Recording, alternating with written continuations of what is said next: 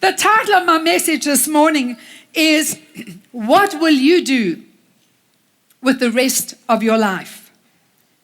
What will you do with the rest of your life?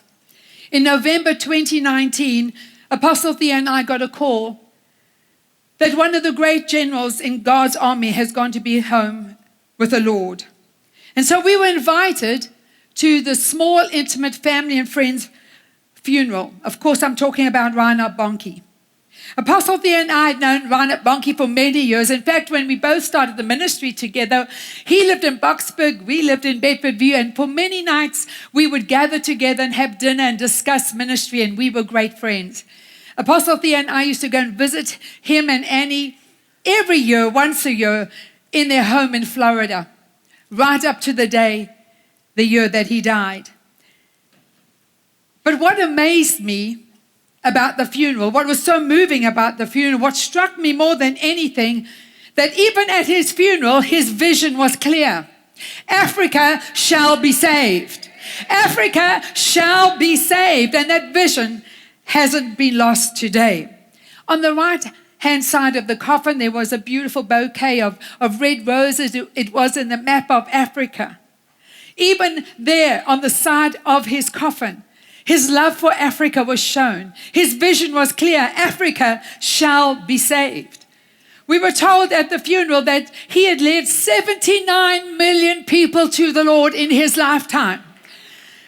I'm sure that when he got to heaven, Jesus welcomed him with open arms and said, "Well done, good and faithful servant. Enter into the joy of the Lord." Well, family, as we've crossed over the 2020, we go into a brand new decade. There's a whole buzz about vision, isn't there? 2020 means in the natural clear vision. And I want to ask you the question today, what is your vision? I'm going to share a story with you, and I hope that it'll inspire you to reach your dreams and to allow God to give you a very clear vision. In August 2009, on her 60th birthday, Diane Nyad was driving a car down the road, and the poet Mary Oliver's question flooded her brain. The question was this: what is it you plan to do with your one wild and precious life? Diana had to pull her car over to the side of the road. She sat there contemplating. She had already turned 60, and she knew that if you're 60 and above, there's less years ahead of you than behind you, right? And she wanted to make sure that each little bit of her potential was tapped. Right there, sitting in the car, she thought about a dream that she had. It was an impossible dream, but it was still very alive in her heart, even at the age of 60. The dream was to swim from Havana, Cuba, to the shores of Key West, Florida. This swim was 110 miles, and she wanted to swim without a shark cage.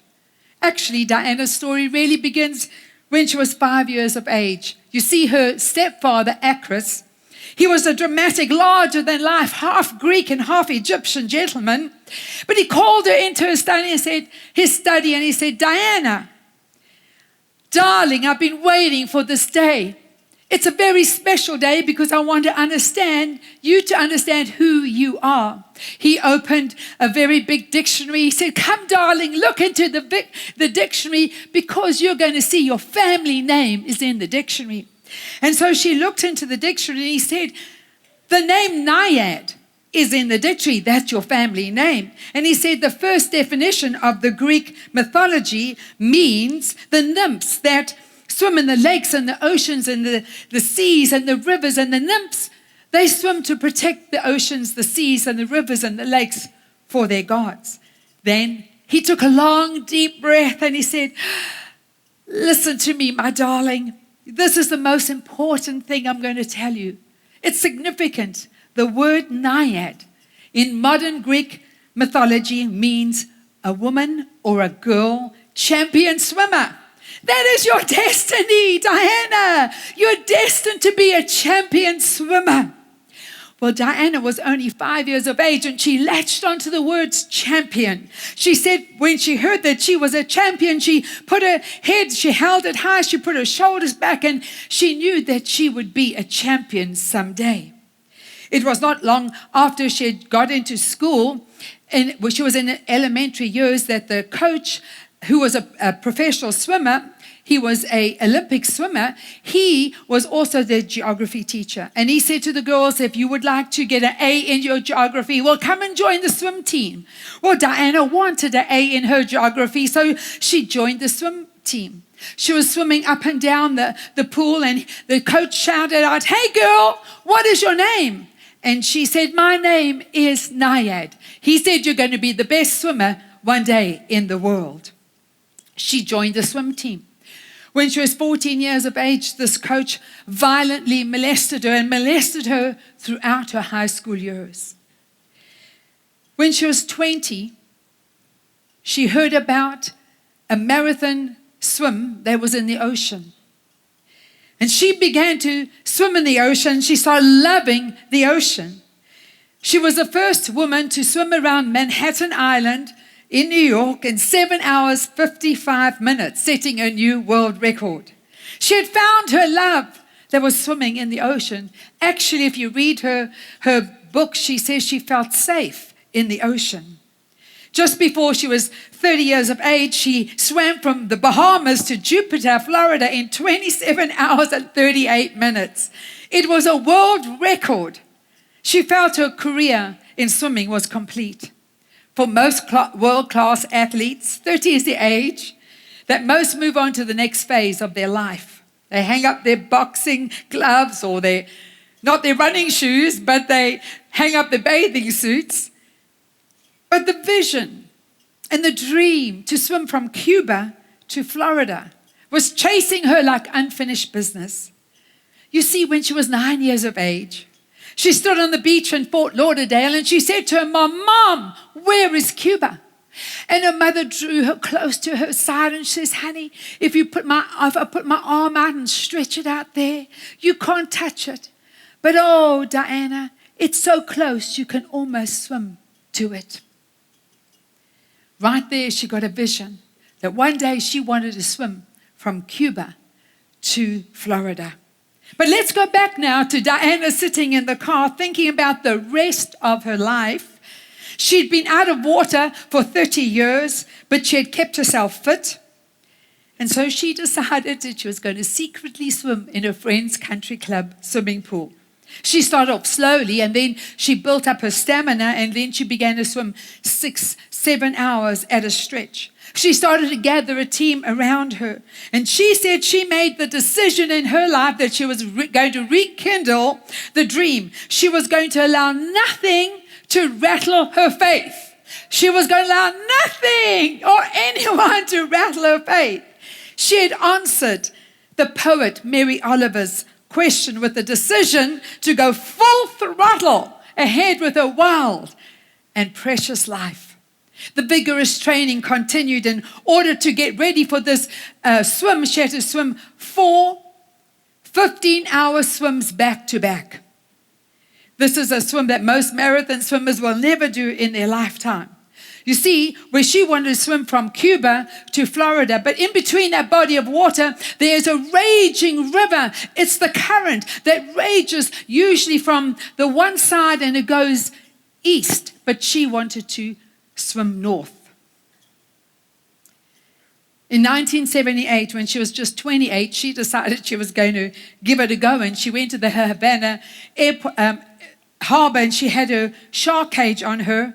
And as soon as she entered the water, she was attacked by jellyfish, 8-foot waves. They slammed her into the walls of her shark cage. The current, instead of taking her north, it took her east and took her almost to the coast of Texas, so they had to pull her out.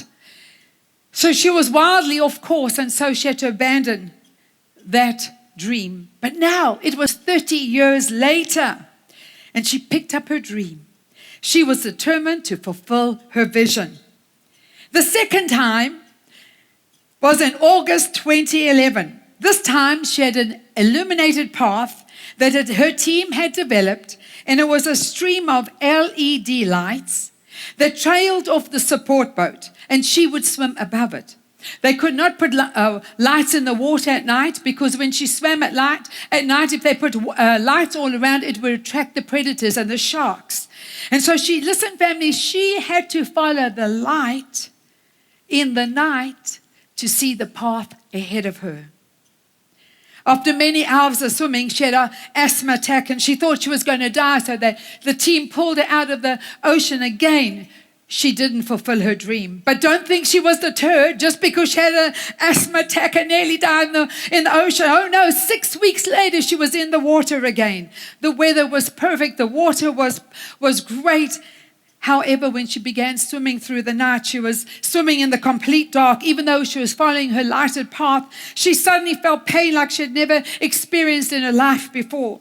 She felt like her body had been dipped in hot boiling oil. She said her body was on fire. She had been stung by a swarm of box jellyfish, the most venomous creatures in the ocean. It's almost a mythological creature. In fact, it's only the size of a sugar cube. It has 24 eyes and tentacles that are 3 foot long. But when that poison goes into your body, it can cause cardiovascular collapse. She froze in agony.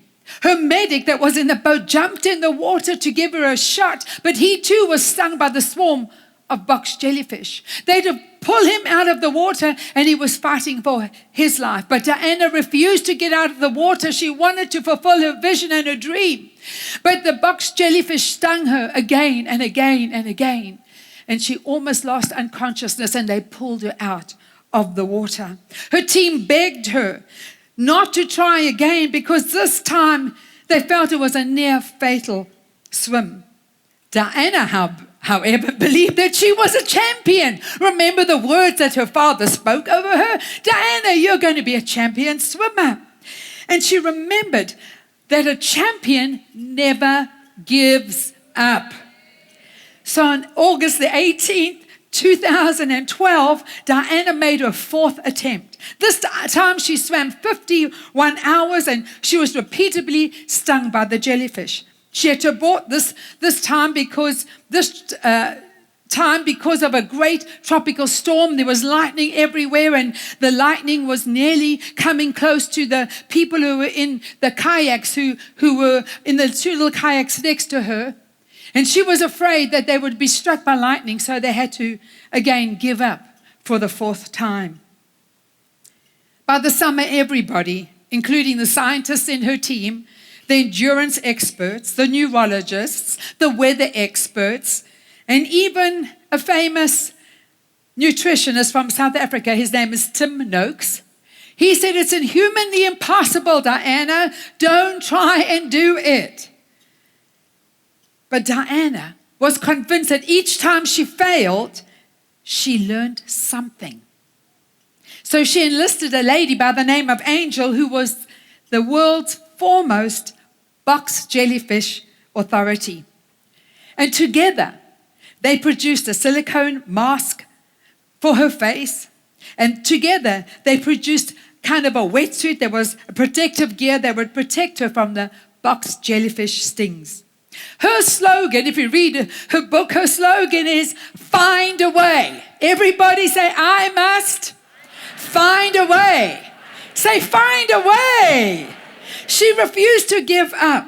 She refused to give up on her vision, even though her team said, stop it, Diane, you're going to die in that water, it's treacherous. She just kept on saying, find a way. Her team included a group of marine scientists that dealt with the curious sharks. She said, I won't let anyone tell me that I can't touch the stars, and I shall surely never get there if I don't keep on trying. As Thomas Edison says, our greatest weakness is giving up. The most certain way to success, family, is to try one more time. Thank you for watching Dr. Bev's YouTube channel. We will continue to offer dynamic and uplifting highlights from Dr. Bev's messages. Please take the time to like and share the videos. And most importantly, don't forget to subscribe to the channel. Keep watching the Dr. Beverly Wolmarans YouTube channel.